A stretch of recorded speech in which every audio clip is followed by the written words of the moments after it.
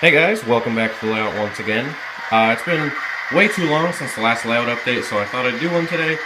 Really not that much has happened, so this will be a brief one, but again, since it's been so much time, I just want to update you on where I am. And then hopefully in the next update, I'll actually have some more progress done. But as you saw in that intro clip, I picked up a bunch of coal cars. So this is the beginning of our first coal train. Right now I have 18 of them. And our average train length will be about 24, just because, 24 seems arbitrary, but, 4 of the Walther 6-packs is 24. So we have 3 packs right now. I'm going to get one more. I don't know on what road. Right now I have a combination of leasers, so these are flex leasing, and I also have the BNSF Circle Cross logo cars. Originally I was just going to go with 24 of these, just kind of like the look of the clean unit train, but I don't mind having the different paint schemes in there. And one of the trains I caught this summer, which I'll be uploading very soon, had a mixture of BNSF cars, BNSF RD4s to be specific, and some lease cars. So I might pick up another pack of BNSF RD4s if I can find them, but we'll have to see. So that's where our coal train is right now. Again, I just need to get one more pack, and then we'll have our full-length coal train. And the reason that I'm doing that, instead of putting all the money towards the layout right now, is because I actually need this coal train to test the grades for the upper level. And so anyway, once we complete this train, we'll use that as our baseline for determining motive power assignments and like how much we need on each train. And then we'll be testing it on the upper level to see how it handles the grade, and if the helpers are necessary, because we want them to be necessary. So anyway, since we're on the topic of the upper level, you can see we've actually got a little bit of bench work done up here. I just uploaded a layout construction video, just showing this section right here and how we did this. So you can see the bench work is actually stepped. So, and the reason for that is because we have our main line that's actually climbing at a pretty significant grade, which will be around 2.2%, at times a little more. So again, that's why we're going to use that train to determine exactly where we want that grade to be.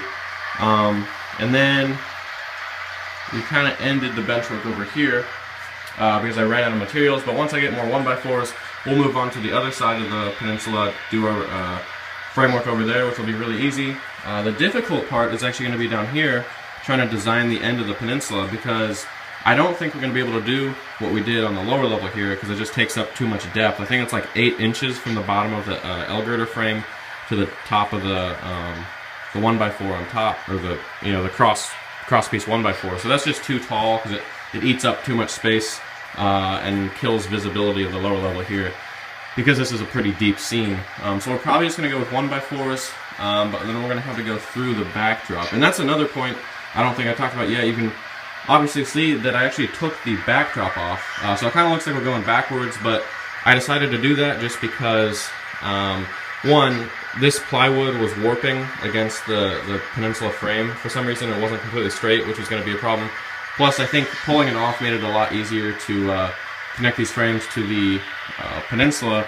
And then I also wanted to put a couple of cross members through the peninsula frame and attach them to this face, kind of like what I've done down below. And that, not having the backdrop there just makes that infinitely more easy. So that's why we took the backdrop off.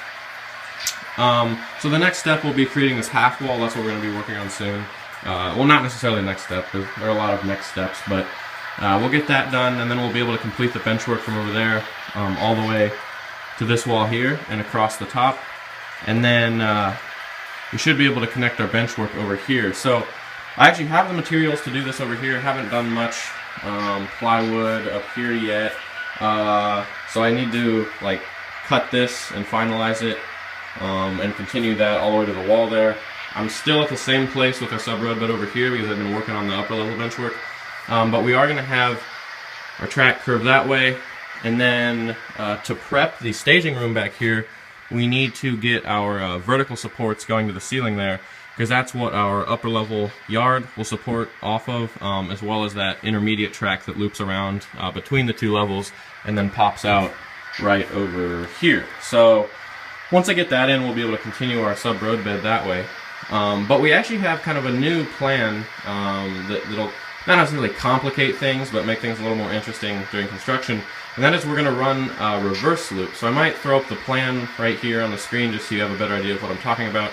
I was actually talking to Bradley DCC, who was helping me out with this, just because I'd never really considered doing reverse loops or anything because our operation was going to be point to point, but I figured, you know, if I'm just, you know, it's just me and a friend or whatever running trains, or for purposes of shooting videos and rail fanning videos, and we want trains to just be able to loop around, this would probably be a good thing to have, even though it cuts the main line a little short. So basically what's going to happen is, if we run around to the other side, if you look at that plan, you'll see that there's actually, here's our main line, right?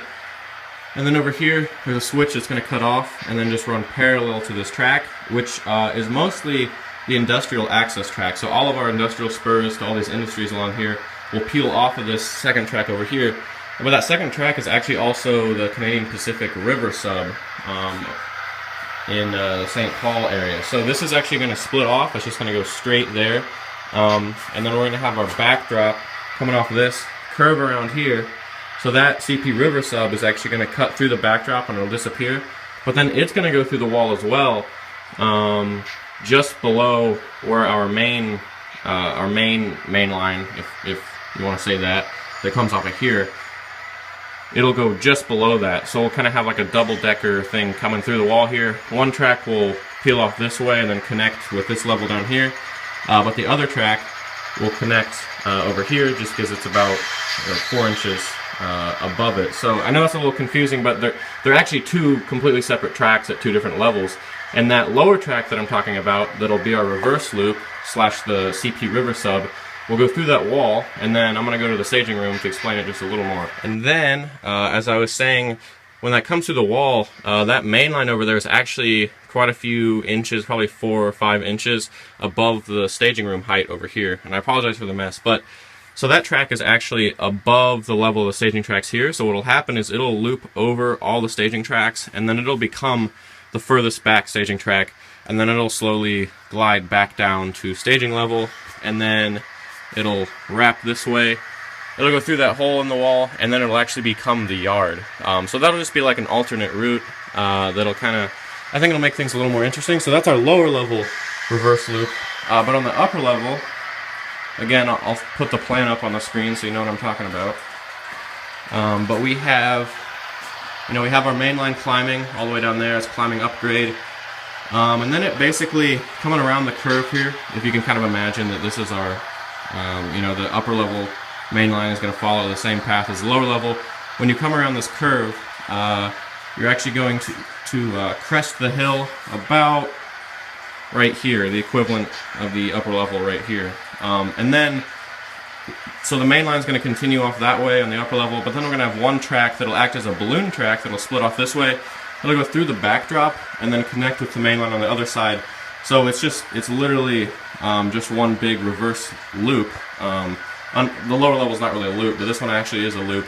It cuts through the backdrop and then will connect with the main line again. And it really makes sense and works out because in Crawford, Nebraska, which is what we're modeling up in this area, there is a track that veers off that is called the balloon track, which is mainly used for maintenance of waste storage right now, I think. But just visually, it makes sense to have some track cut off the main line here. And then on the other side, I wanted to incorporate tunnels somehow, even though there are no tunnels in use on Crawford Hill right now. But this is the perfect opportunity because over here we're going to have some massive rock cuts and mountains and stuff. And when that track cuts through the backdrop to go in the reverse loop, we can actually have it go through a tunnel just like you know, the old Burlington Northern tunnels, and just say that they you know, renovated the tunnel and opened it because of, you know, excess tonnage or something like that. You know, there are too many trains, so they want to, you know, split the traffic. So that's just kind of like possible reasoning behind it. So anyway, we're probably gonna, once we get this framework in, we're gonna work on that subroadbed and then hopefully get that reverse loop in. Same deal down here. So you can see that's the reason I left this open right here, so we can actually build more subroadbed off of that. And then I'll go through the wall and then sweep over the staging room as I was talking about. So that probably made no sense, but I just wanted to kind of update you on planning and what's going on. So we'll be getting to that once we get some more subroadbed done around the layout. So anyway, guys, this is where we're at right now. I know not a lot happened, and that was a lot of confusing talk, but hopefully you enjoyed anyway. I have another construction video on the way. That'll be part C of the upper level benchwork, and hopefully this weekend or next weekend we can get working on the half wall there, or extending it at least, and then we'll be able to wrap up the rest of the framework around the room, and then it's on the subroadbed and more tracks, and then I'm hoping, I know it's ambitious, but I'm hoping we'll have the full main line in a month or so. I know I've said that before, but I'm actually hopeful this time. So as always, guys, thank you for watching, and be sure to look out for more videos soon.